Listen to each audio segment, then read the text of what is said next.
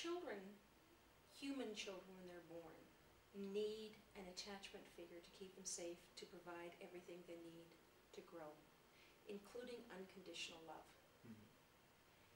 If we do a better job at that end, and really being serious about taking care of our kids, loving them and keeping them safe, we won't have any victims, or we'll have very, very few.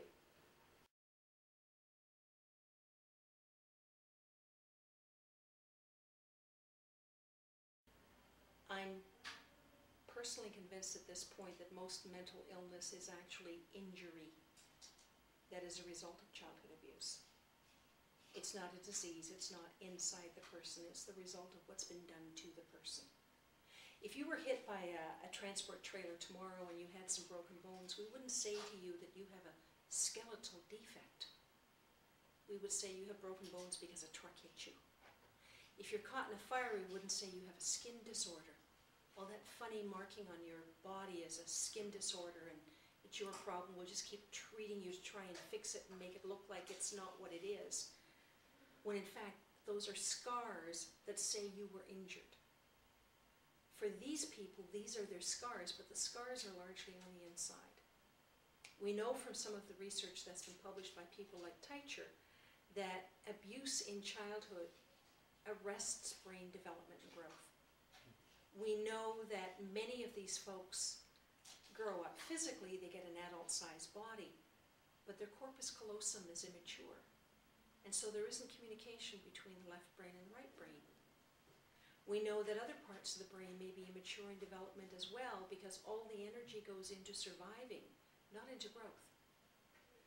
Now there is apparently some window where in a nurturing context, such as psychotherapy, healthy nurturing context, some of that being frozen gets unlocked and they start to grow. Physiologically they grow, emotionally they grow, ego-wise they grow. It involved a girl charging her father, woman at that time, charging her father for forcing her to engage in oral sex all the years that she was growing up. And as a result, her teeth were completely ruined. And it wasn't until a dentist put it together for her that she realized what had been happening not only was wrong, but had health consequences.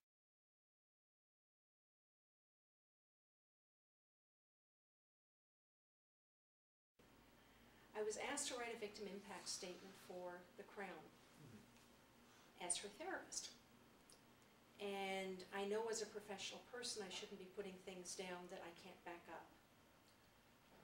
So I went to the literature, which is what all good professionals do at a time like that. You go to the literature to see what have I got support for. Well, I could find a lot of support, thanks to Finkelhorn and a few others, for the depression, the personality problems, the behavioral issues, marriage falling apart, relationship issues, not doing well in school. I could find lots for that.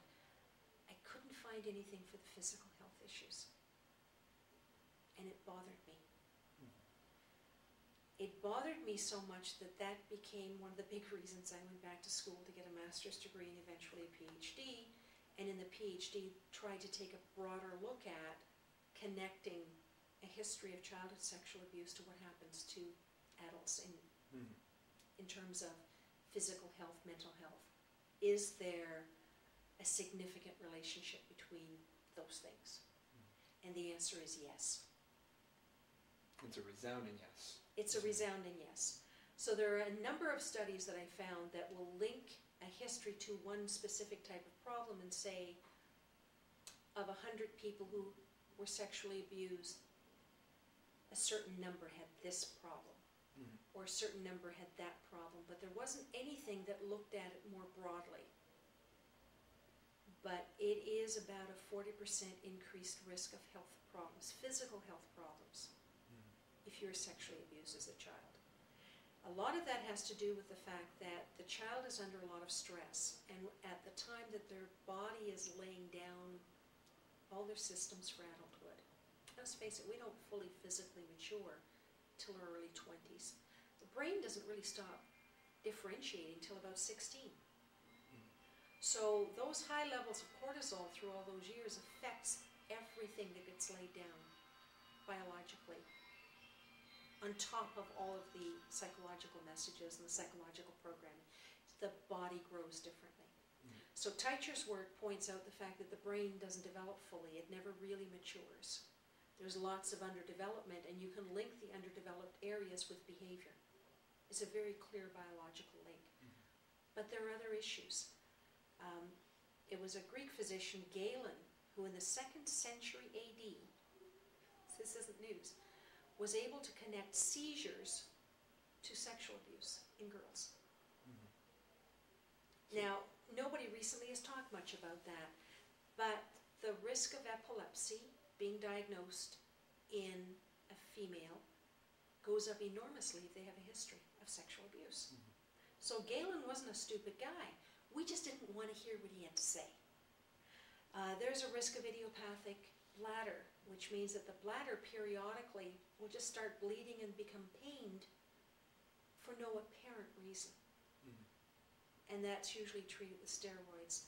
Irritable bowel is another, Crohn's disease is another, digestive issues, diabetes. Anything that you can think of that happens systemically is affected by those high cortisol levels in childhood. Fibromyalgia. Fibromyalgia is an 80% correlation. 80% of the people with fibro can give you a history when you ask them. The other 20, I don't know. Sometimes people don't remember. If I'm doing an assessment and I say what's your earliest memory, and they tell me about something when they're 14, that's a huge flag for me. That's a huge flag that, okay, you're not able to remember what's going on, that has had to be sealed away. So yeah, there are a lot of problems. This particular lady whose father went to Kingston is now in a motorized scooter provided by our healthcare system. Everybody signed the forms, no questions, they know her history. She's had one knee replaced twice, the other one replaced once. The woman is 60. And she's on disability. And it's directly related to everything that happened in her childhood. She has a whole team of physicians right now who can make those connections, and they're solid. But I saw that same picture when she was going to court, but I couldn't get anything to back it up. We can back it up now. We have a lot more data now than we had then. We need more. What isn't as clear is the effect on males. We've done a lot of research on females and long-term consequences, physical health, mental health, socially, vocationally.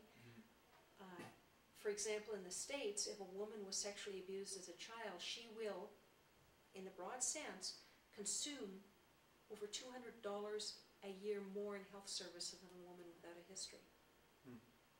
That's not looking specifically at this or that or the other, but just across the board. She is not as healthy as she would have been if she hadn't been abused. But we haven't got the same kind of database for men. And I have a feeling that the picture looks the same, we just haven't uncovered it yet.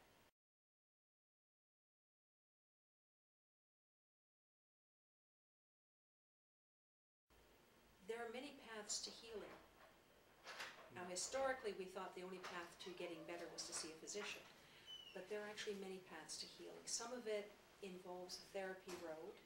Some people find the path to healing through a spiritual road. Some will find it in other ways.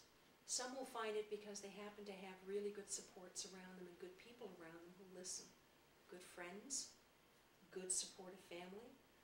I have met people socially who have a history, but at the time that they were abused, their family closed in, supported them, believed them, stood by them. And so the damage was quite different in those contexts than in a context where the child is completely alone. People don't end up coming for mental health services unless they don't have support systems. And that's a reality therapists don't talk much about, but people with identified mental health problems usually have a social support system of less than 1. Healthy people have social support systems greater than 8.